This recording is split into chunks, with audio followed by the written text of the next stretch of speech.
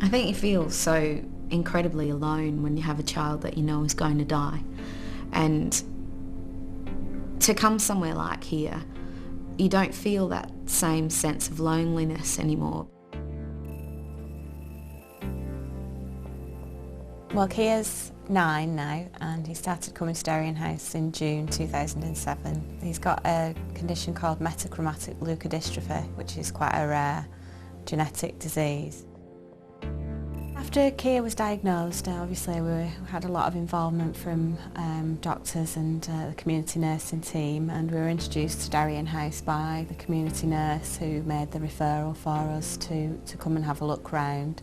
When we first sort of heard about Derian House, we probably didn't really understand what a hospice was, to be perfectly honest. It's just a bit quite scary at first. You obviously associate hospice with really, really sick children, as opposed to it being respite care, a really lively, fun, loving place. It is quite frightening because you do have to confront why you're coming here. So, you know, there was an element of fear about it. You know, we did sort of have to face something that we kept pushing to the back of our minds, but the minute you walk through the door, you're just greeted so warmly and made to feel so welcome that you kind of don't really think about what's happening. You know, you're just happy to be here. Oliver takes a lot of our time. When we come here, they obviously help us take over Oliver's care, but help us to spend time, quality time as a family. So even if you've got a worry or something like that, it completely takes your mind off it. They're straight into the goo, straight in the painting or straight in the playroom. They do art, they can go in the light room, and Kia uses the pool a lot because he likes swimming, so he goes in the pool. We've got a physiotherapist who's fantastic. You know, it went from being somewhere where we thought we would be frightened about being and frightened about coming back to somewhere that we look forward to coming to. We built up a relationship sort of slowly over time with people, and as we've stayed and different people have looked after Kia, we've got to know quite a lot of the staff, and they're brilliant. They're really fun. I'd say the phrase, "you don't have to be mad to work here, but it helps," applies.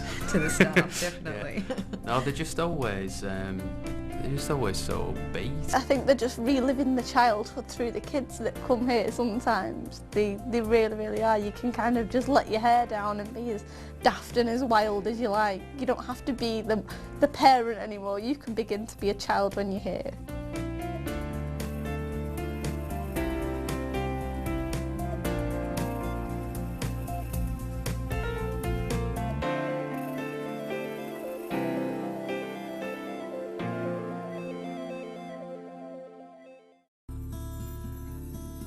We came to Derian House with our son Dexter, who we had in September 2007.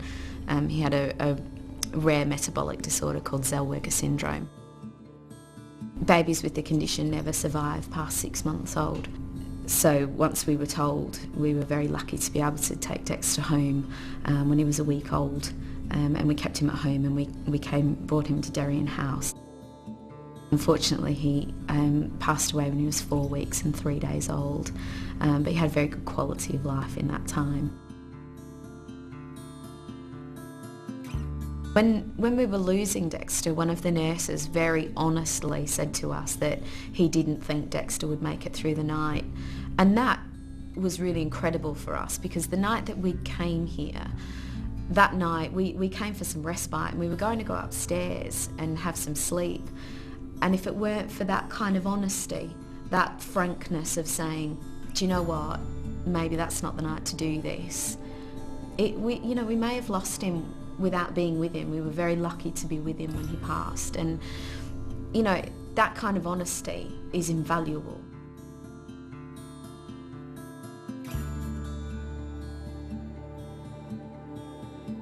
I think Derian House understand my situation more, because I suppose you see families and children with all different needs, and I think they also understand that every individual child has different needs, and every different family also deal with them in different ways. You can describe to people who aren't in this situation till you're blue in the face really about what it feels like, but they can't understand, and I would never expect them to understand. It just makes you feel like you're part of the human race again, because sometimes you feel so cut off from the rest of the world because everything feels so sad and overwhelming that you feel like you're not part of it anymore. And coming here makes you feel like you're part of a normal life again.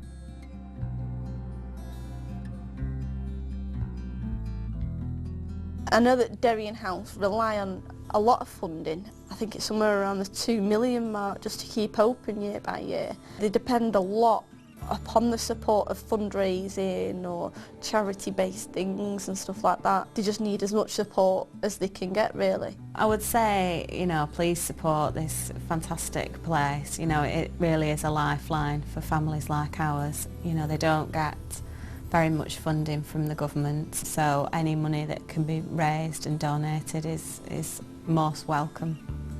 Unfortunately, the sort of thing that happened to us happens to families every day, and without this kind of facility, without the kind of people that work here, I'm just not sure how we would have gotten through. It just changes our whole perspective of life and stuff like that. It's brilliant. It's such an amazing place that everyone here just knows that your life is never going to be the same again, but they have an incredible way of making that feel okay.